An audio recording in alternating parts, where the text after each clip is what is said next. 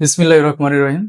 সুপ্রিয় দর্শক, আসসালামু আলাইকুম। শেফা মেডিকেলের পক্ষ থেকে আপনাদের অভিনন্দন এবং শুভেচ্ছা।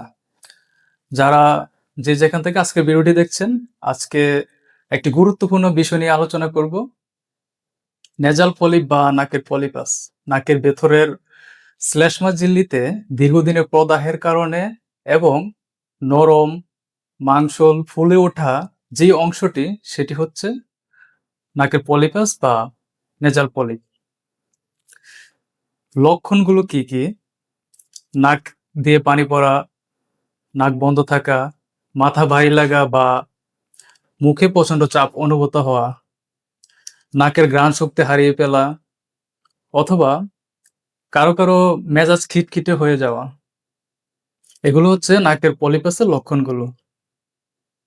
এখন করণীয় কি? বাইরে ধুলাবালি ও ধোঁয়া থেকে বিরত থাকুন। অ্যালার্জি যাদের শরীরে বেশি, সেক্ষেত্রে অ্যালার্জিটা নিয়ন্ত্রণে রাখুন। সঠিক সময়ে চিকিৎসকের পরামর্শ নিয়ে নাকের যত্ন নিন এবং নিজে থেকে দীর্ঘদিন নাকের স্প্রে বা ঔষধ অথবা ড্রপ ব্যবহার করবেন না। এতে আপনার আরো বিভিন্ন সমস্যা হতে পারে। তাই দেরি না করে একজন বিশেষজ্ঞ চিকিৎসকের পরামর্শ নিন এবং নাকের যত্ন নিন। সবাই ভালো থাকুন, সুস্থ থাকুন। ধন্যবাদ সবাইকে।